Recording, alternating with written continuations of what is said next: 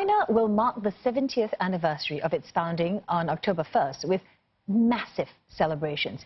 And it's only in recent decades that China has emerged to become a global powerhouse. Just what fuels this constant drive for growth and development? Wei Su explains.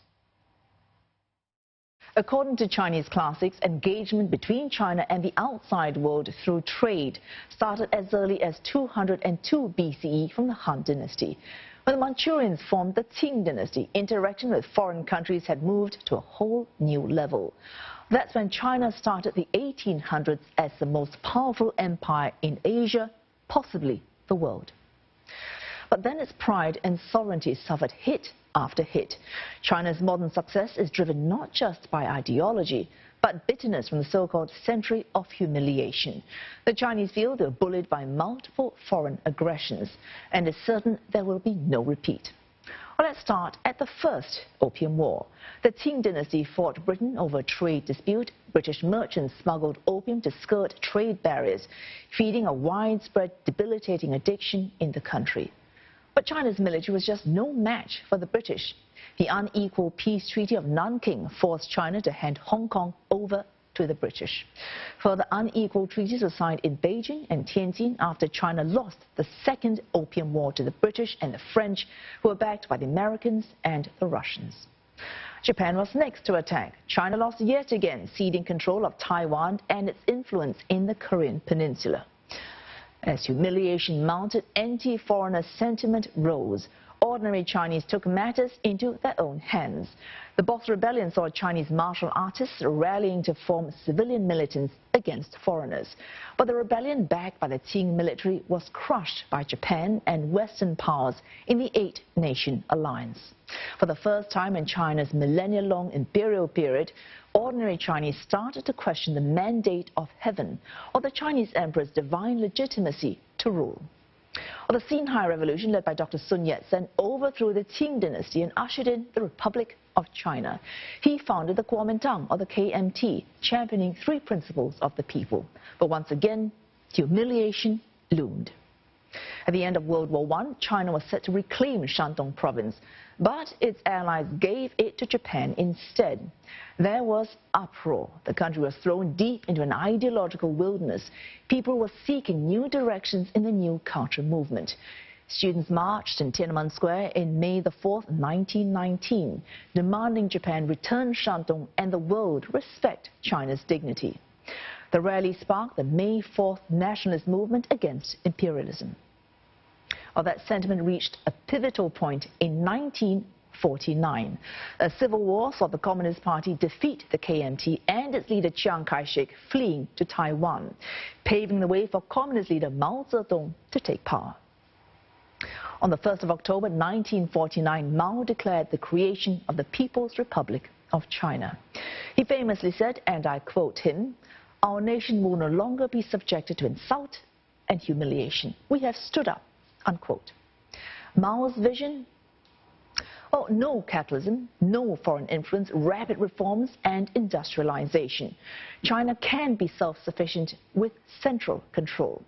His ideology was Mao Zedong thought. Adapted from Marxism, Leninism, it called for mass mobilization of peasants to achieve growth. But Mao's grand plan, named the Great Leap Forward, was a disaster. Farming communes at poor harvests, widespread famine apparently killed millions, and backyard furnaces churned out poor quality metals. Mao's legacy was further tainted by the Cultural Revolution, a 10-year campaign that purged supporters of capitalism and feudalism, including intellectuals and businessmen. In 1978, it was Deng Xiaoping and his socialism with Chinese characteristics that put China on a path to reclaim glory. Further reforms have opened doors to the outside world, allowing foreign investment, inducing capitalism. He famously said, "It does not matter whether the cat is black or white, so long as it catches mice." And China would catch many, many mice. The economy boomed, double-digit growth for decades, millions of Chinese lifted out of poverty. Jiang Zemin continued with reforms for a socialist market economy. His ideology, the three represents, cemented the prominent role of the Communist Party in the country's future development. Hu Jintao's scientific outlook on development called for sustainable growth. That nurtured economic resilience during the post-2008 global financial crisis. The Communist Party has long seen itself as liberating China. Current ideology puts the party in control of every aspect of life. Xi Jinping thought on socialism with Chinese characteristics for a new era. Socialism will develop China, reforms will take China further forward. It's all about the Chinese dream of national rejuvenation. And two firm goals: become moderately well off by 2021, that is the 100th anniversary of the Chinese Communist Party, and completely developed by 2049, the 100th anniversary of the People's Republic. All to be achieved without any surrender. Joining us is Steve Tsang, who is the director of the SOAS China Institute at the University of London School of Oriental and African Studies, and he's also the author of A Modern History of Hong Kong. Thank you very much, Professor Tsang, for joining us. So China has changed drastically, as we've seen there, in 70 years. What is the one area of change that you are most impressed with or see as most significant? Well, I will put them differently. The most impressive would have been the changes in the last 30 years, which brought China from poverty to become the second largest economy in the world.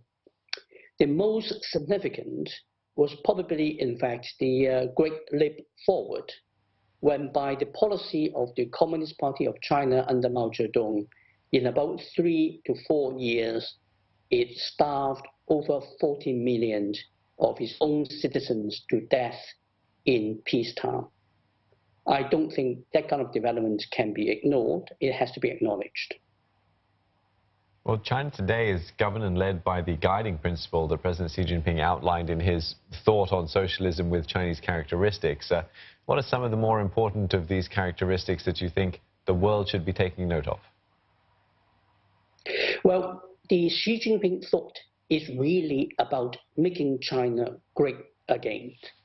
In terms of domestic politics, it is about strengthening, continuously strengthening the Communist Party of China and use that as the instrument to deliver changes in China.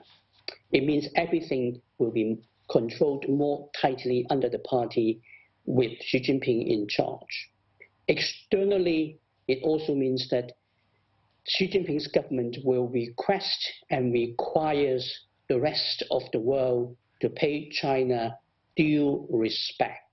So we're going to see a much more assertive China moving forward. So the focus of Xi is on the consolidation of his position within China. You mentioned that strengthening as well. Has he achieved that, especially with the removal of the two-term limit for his presidency? What you say is very logical. Any normal person having abolished term limits to his office and will therefore be president for life will consider his power having been consolidated, but not Xi Jinping.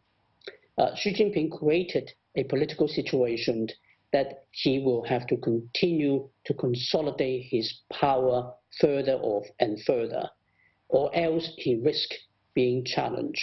And therefore, we are going to see that consolidation of power as a process with no ends to it. Well, what does President Xi Jinping, as China's paramount leader, if you like, mean not just for China, but for the US and the rest of the world? Well, for the rest of the world, it means that when we engage with China, we have to bear in mind that China has a policy to proactively engage with us too.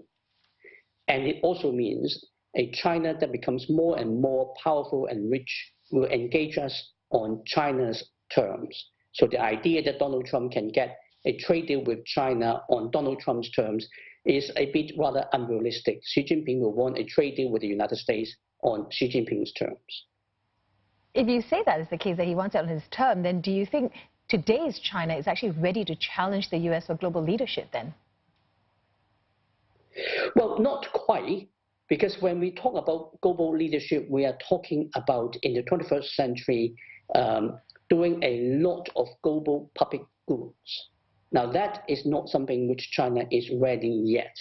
But if you are talking about consolidating a position globally to enable China to be able to match up against American power. I think we're already seeing that being implemented in part through the Belt and Road Initiative. That is about making sure that China will not be dependent on engagement with the West. Well, thank you so much for speaking to us. We've been speaking there with Professor Tsang from SOAS China Institute at the University of London.